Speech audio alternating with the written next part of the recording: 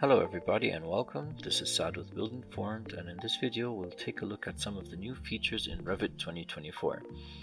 So without further ado, the first feature we'll take a look at is the new system family for topography and for creating your site. So if you go to the Massing and Site tab, under the Model Site group, you'll find the Topo Solid that has replaced the Topo Surface. In the drop-down menu, you can either create from Sketch or create from Import. For this video, we'll just be creating from Sketch.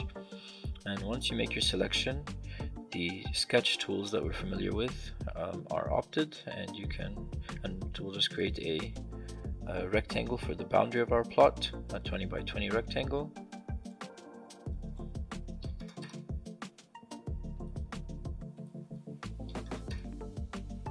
Once you confirm that your plot has been created, you have a flat surface plot with the top face being at the reference level.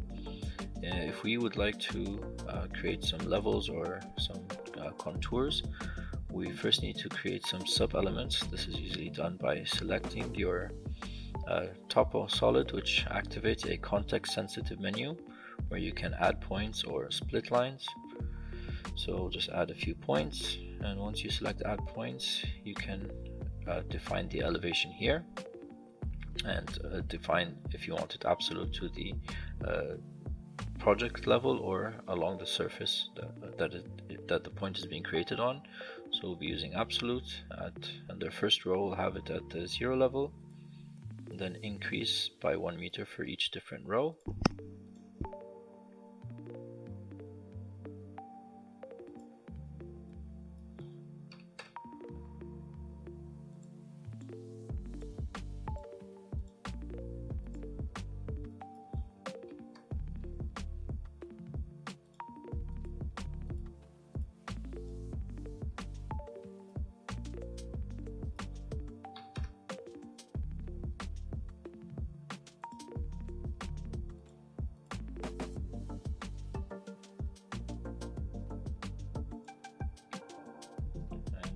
You can also select the edges and input the value here.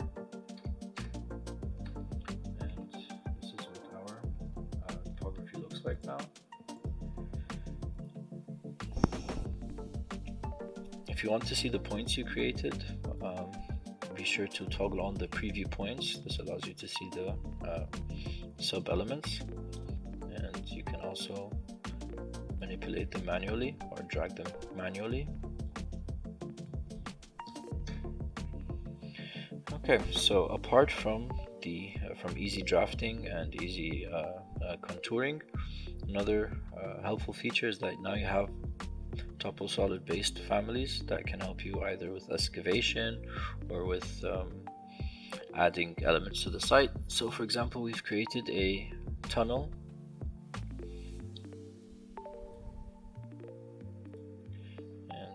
easily place the tunnel here, for example.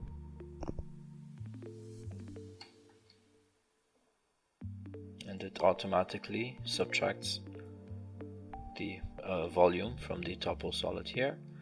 Or if you'd like to create an excavated portion, we have also created a void that can be placed onto the topography.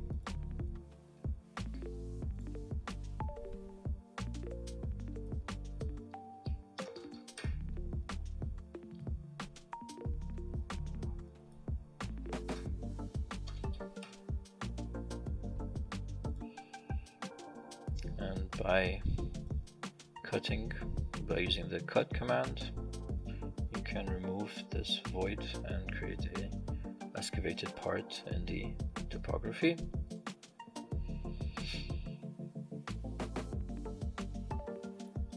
So next thing we'll take a look at is creating different regions in the plot. So if we select the plot, we have a subdivide right here. And this allows you to divide the plot into different parts. So using our sketch tools, we can just create a section or a selection, and everything embedded within it will be a new region. And the cool thing about this is that it conforms to the site, so it goes up and down according to your contours, and it has its own properties, so you can specify a particular height. You can also specify a material, and there you have it.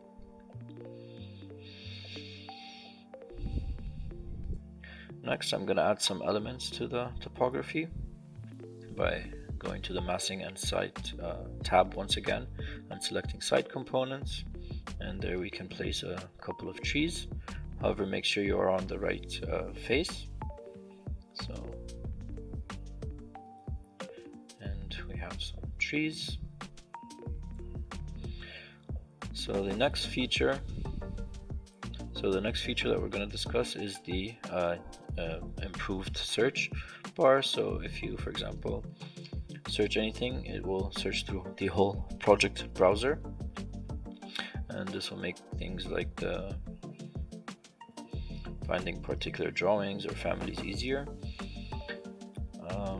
Maybe we can demonstrate that. So what I'll do is I will open the sheet, and for the drawings I need, I added the ls at the end of it for landscape. So if I search landscape, I can select the drawings that I need, and this brings us to our next point, so that you can drag and drop more than one plan or one view, and they will be arranged pretty much and aligned.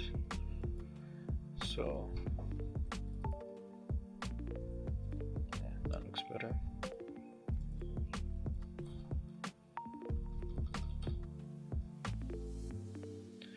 And let's say, for example, we are at the site landscape here, and let's go back to the site landscape plan, and we forgot which sheet it's on, or we just want to locate the sheet that it's on. You just go to the view, right click, and then go straight to open sheet, and that's a new feature as well that could be very helpful.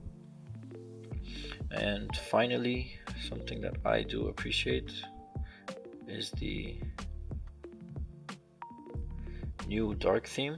As you can see, I've been using it for this video. The way you toggle this on and off is you go to options, and right here under colors you have the user interface active theme.